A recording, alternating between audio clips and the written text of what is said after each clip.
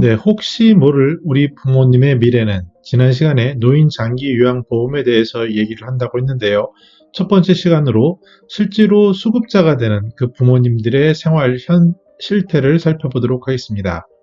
안녕하세요. 저는 시니어 라이프 비즈니스를 연구하는 최학입니다. 네, 85세 이상의 부모님 중에 3분의 1은 받고 있는 돌봄 서비스인 노인 장기 요양보험의 수급자, 즉 혜택을 받는 어르신들의 실태를 한번 살펴보도록 하겠습니다. 먼저 2018년 기준으로 나이로 보면요. 85세 이상에서는 32.6%가 수급자가 되고 있고요. 65세 이상에서는 8.4%가 수급자가 되고 있습니다. 즉 이렇게 인정을 받는다는 것은 굉장히 돌봄이 필요한 경우인데요. 이런 분들이 65세 이상의 8.4%나 된다는 겁니다. 실제로 신청하는 비율이 있고 신청하고 나서 실제로 수급을 받는 경우는 또 다르기 때문에 이보다 더 큰 많은 노인들이 정말로 도움을 필요로 하는 그런 상황이 되고요. 나이가 점점 많아지면서 현재 기준에서는 85세가 되면은 3명 중 1분은 이 서비스를 받는 그런 단계로 들어가고 있음을 우리는 엿볼 수 있습니다. 서비스를 급여라고 하는데요. 즉 국민건강보험공단에서 노인장기요양보험으로 지급하는 것을 급여라고 합니다. 비급여 서비스가 있는데 이것은 본인의 돈으로 사비로 하는 부분을 얘기하고요. 또 급여 서비스를 받는다는 것은 본인이 일정 부분 본인 부담금이라고 해서 약 15에서 20%를 내는 경우가 있습니다. 이런 용어를 좀 이해하실 필요가 있는데요. 그럼 이런 서비스를 받는 분들이 어디서 주로 이용하느냐 하면 우리가 잘 아는 방문 요양, 즉 재가센터라고 하죠. 요양보호사 선생님이 오셔가지고 서비스를 하는 것이 약 48.6%가 되고요. 노인 요양시설, 우리는 쉽게 얘기해서 요양원이라고 보면 될 것 같습니다. 요양원이 약 26.9%, 그리고 요새 데이케어 센터라고 탕로소라고 하죠. 아침에 일찍 이송 서비스로 차를 타고 오셔서 저녁에 다시 올 때까지 시간을 보내는 그 죄아간 보호센터가 12.1%입니다. 이게 실태 조사라서 굉장히 정교한 조사인데요. 기준이 2018년 기준으로 반영이 되어 있습니다. 그리고 지난번 말씀드린 것처럼 최초로 시도하는 노인장기요양보험 전체 실태조사라서 굉장히 객관적인 데이터고요. 물론 그 사이에 시간이 흘러서 이 비중은 변할 수 있음은 우리가 인지할 필요가 있습니다. 하나 눈에 띄는 부분은 시설급여, 즉 요양원을 좀 대표적으로 생각하면 될 것 같은데요. 이 비중이 좀 줄고 있는 것을 볼 수 있는데 그것은 수요가 늘어나는 반면에 시설에 대해서는 민간 사업자나 공공이나 그것을 짓는 게 어렵고요. 특히 우리나라에서는 약 100명이 침상 기준으로 하는데 100베드 정도 하면 굉장히 큰 업체가 되고 그런 큰 업체는 실제로 손가락으로 꼽을 정도로 많지 않은 것이 현실입니다. 따라서 점차 즉 방문 요양이라는 서비스 또는 데이케어 서비스 이런 것들이 점차 늘어나는 것은 어쩔 수 없는 트렌드라고 보여지는 부분입니다. 또 우리가 이해할 것은 신청을 하게 되면 등급을 받게 됩니다. 근데 기본적으로 1등급이라고 하면요. 전적으로 다른 사람의 도움이 필요한 경우고요. 2등급은 상당 부분, 이제 가장 많은 3, 4등급을 보면 부분적으로 일정 부분이고 5등급과 나머지는 치매와 관련된 것이라고 이해하시면 될 것 같습니다. 그럼 실제로 어떤지 보면요. 1등급, 2등급은 이제 사망까지 이르시는 경우도 굉장히 많죠. 왜냐하면 누워 계시는 단계가 되기 때문에 와장 환자라고 그러는데요. 이 경우에는 이제 나이나 이런 부분에서도 큰 변화가 보이게 되죠. 실제로 많은 것은 3등급, 4등급이 많은 비중을 차지하게 됩니다. 자, 이제 복지연구라는 게 있는데요. 즉, 장기요양보험을 받게 되면 용품이 필요합니다. 주로 많이 쓰는 게 침대, 휠체어 이런 것들이 되겠죠. 그래서 정부에서는 지원해주는 급여 서비스로 구입할 수 있는 것, 대여할 수 있는 것을 연도와 한도, 그리고 횟수 같은 걸 정해서 하는데요. 주로 우리가 볼 수 있는 것들은 변기, 의자, 보행기 이런 것들입니다. 휠체어, 침대.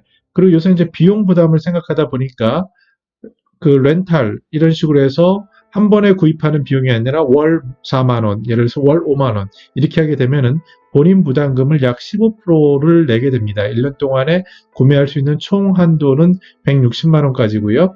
여기에 15%를 본인 부담금으로 내게 되는 이런 구조로 되어 있습니다. 그래서 복지연구에 대해서도 우리가 좀 알 필요가 있고요. 자세한 것은 서비스를 받는 시설, 또는 재가센터 담당 직원에게 물어보는 것이 정확할 수 있겠습니다. 복지연구 이용률을 보면은 점차 조금 더 큰 변동이 없는 것 같고요. 경제적인 부분을 보면 부담이 된다는 게 약 27% 정도 되는데 우리나라의 생태계상으로 몇 년 전만 하더라도 복지연구를 다 무료로 주는 그런 마케팅이 횡행했었습니다. 그래서 이게 암행어사 제도도 두고 해서 이런 것은 없어졌고요. 많이 이런 것들은 불법이라고 보면 될 것 같습니다. 그래서 그런데 그 근저를 보면은 돈을 안 내고 용품을 쓰시던 분들 입장에서는 본인 부담금 15% 정도를 내게 되니까 이게 어느 정도 부담으로 작용을 하고 실제로 환자인 경우에 경제적인 소득이 줄어들고 없는 경우가 많기 때문에 실제로 큰 부담이 될 수 있다는 것을 보여주는 데이터라고 할 수 있겠습니다. 만족도는 당연히 72.3%로 비교적 높은 부분이 만족하고 있다라고 응답하고 있습니다. 자, 그러면 수급자들, 즉 부모님들 또는 노인 그 대상자들이 어떠한 삶을 살아가는지를 봐야 되겠는데 먼저 이동, 움직이는 부분을 생각해 보겠습니다.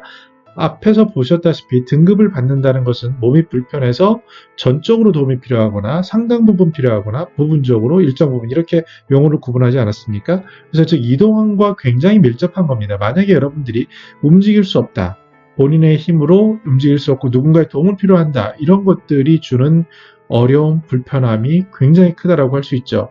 그래서 이 수급을 받는 등급자에 해당하는 분들의 독립적으로 혼자서 이동이 가능한 부분은 21.3%에 불과합니다. 즉 등급이 낮은 부분들에서 가능하고요.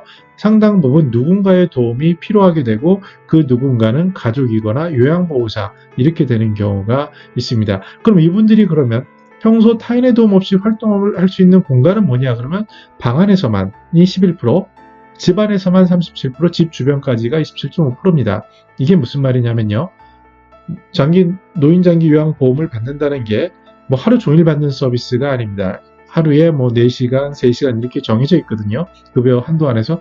그러면 요양보호사 선생님이나 가족이 없는 그 시간에는 혼자 있어야 되는 경우가 많은 경우죠. 물론 시설, 요양원이나 이런 곳에 있는 경우는 그 전적으로 서비스를 받기 때문에 별 문제가 안 될 수 있지만요. 그렇지만 요양원조차도 움직일 수 있는 반경이 누군가의 도움을 받기 때문에 방, 집 주변까지 이어집니다. 여기에 가족까지 이어지면 가족은 그분을 돌봐야 하기 때문에 같이 그 삶의 범위가 집으로, 특히 방으로 이렇게 국한되는 그런 삶을 살게 되는 거죠. 그래서 그분들 부모님들 입장에서 보시면 집 주변 골목 공원, 그러니까 지난 1년간 의료기관이나 장기요양기관을 제외한 곳이 어디냐 했을 때 집 주변이나 골목 공원 이렇게 되고요. 기타는 11.2% 정도 되는데 실질적으로 욕구는 어떤 것이 있냐면 이동에 대한 욕구가 굉장히 큽니다. 그리고 누군가가 도와줘서 제대로 갈 수 있다면 정말 꿈에 그리는 곳, 더 먼 곳으로 여행도 한번 하고 싶은 그런 로망이 숨어 있고 비급여라고 개인의 돈으로 하실 수 있는 분들은 이런 서비스가 지원된다면 그런 것에 대한 수요는 굉장히 높다라는 것을 일본 사례나 이런 걸 통해서 잠시 엿볼 수 있습니다. 그럼 관계 부분을 이제 살펴보면요. 지난 1년 동안 가족이나 지인이 방문한 빈도를 보니까 아예 방문 자체가 지인 포함해서 없음이 4.3%에 달합니다. 연애 1회에서 3회도 6.2%에서 약 10% 정도가 그렇고요. 연애 4에서 5회 15% 정도 상당 부분이 생각보다는 외로움 속에, 고독 속에 있는 경우가 많습니다. 그래서 정부에서는 특히 이제 독거노인을 중심으로 여러 가지 외로움 방지 프로그램을 하게 되고요. 제가 프로그램에서 계속 강조하는 부모사랑 효돌이라는 이런 반려로봇 같은 것들이 큰 역할을 하게 되는 부분이 될 수 있다라고 보여집니다. 실제로 방문이나 이런 것들이 우리의 생각과는 달리 굉장히 어렵고 특히 코로나 시대가 되면서 더욱더 이런 외로움은 증가하고 있다고 볼 수 있습니다. 그러면 평소에 도와주는 사람은 누구냐? 첫 번째는 배우자가 약 28.3%고요. 그 다음에는 역시 딸이 그래도 좀 19.3%를 놓고 아들은 16.8%로 그 뒤를 잇습니다. 근데 보다 중요한 의사결정이 있을 때는 아들의 존재도 부각되는 것이 현재 우리나라의 고령자, 시니어와 그 가족 구성원들의 속성이라고 볼 수 있겠습니다. 예를 들어서 현재 약 80세 부모님이 계시면 자녀분들은 뭐 50세, 60세 이렇게 되지 않겠습니까? 또 옛날에 더 빨랐으면 뭐 70세도 가까이 되시는 분들도 있을 수 있고요. 그러면 그런 분들 입장에서 결정하는 거기 때문에 아직까지는 이런 형태가 유지된다라고 보여집니다. 일상 쪽을 보면요. 생활에서 어려운 점이 뭐냐라고 물어봤을 때 그냥 기본적으로 움직이는 일상 활동 이것도 어렵고요. 식사하는 것도 문제가 됩니다. 그리고 이제 외출에 대한 게 18.3%로 정말 밖에서 공기를 쐬고 뭔가를 보고 싶습니다. 그래서 여러분들이 요양시설, 그러니까 요양원을 선택할 때 중요한 기준 중에 하나가 햇살이 잘 드는지, 그리고 주변에 부모님이 산책할 수 있는 그런 뜰이나 공원이 작은 텃밭이나 이런 것들이 있는지가 상당히 중요한 요인이 되는 부분을 보여준다라고 할 수 있겠습니다. 실제로 무료함, 이것도 9.3%나 되는데요. 그래서 프로그램도 잘 있어야 되고요. 이런 것들을 생각해 보면 만약에 몸이 불편하다고 생각하시고 사지로 생각해 보면 많이 생각할 수 있을 겁니다. 심각한 경우에는 간병살인이라고 해서 와상 환자인 경우에 2년 정도 지나면 가족들이 굉장히 오히려 박해를 하는 그런 것도 기사화되고 현실에 있는 전문가들은 그런 얘기를 많이 하는데요. 그런 구조적인 부분을 우리가 함께 풀고 고민할 여지가 있다라고 보여집니다. 식사에 있어서는 일반적인 식사를 76%가 하시고요.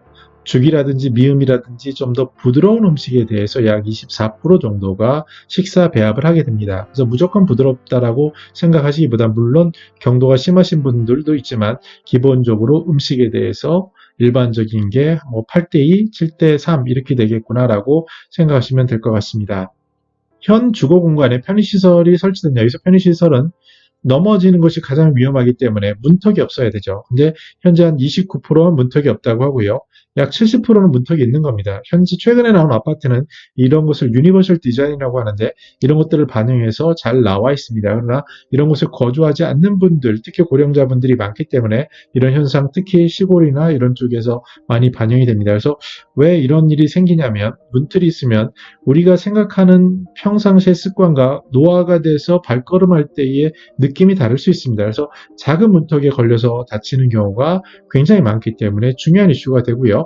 손잡이라든지 미끄럼 방지, 휠체어 이동 공간 이런 것들이 중요해지는 시기라고 할 수 있습니다. 근데 우리가 비즈니스라는 사람 입장에서 관점에서 보면 이 데이터를 들어가서 통계 데이터를 보시게 되면 실제로 이런 시설, 환경이 필요한 부분들에게는 비교적 갖춰져 있는 경우가 좀 늘어나고 있어서 타겟팅을 잘해서 볼 필요가 있다라는 생각은 듭니다. 네, 오늘 이렇게 우리가 혹시 모를 부모님의 미래의 모습에 대해서 살펴봤습니다. 아무래도 이동도 불편하시고 또 일상에 대한 것들, 모든 것들이 불편하고 그 안에서 이루어지는 특히 이제 관계 단절이라든지 활동이라든지 신체적인 것에 의한 위축감이라든지 이런 것들이 나타나고 있습니다. 이것을 우리가 현상을 알고 어떻게 더 낫게 나아갈지에 대한 고민을 해보면 좋겠고요.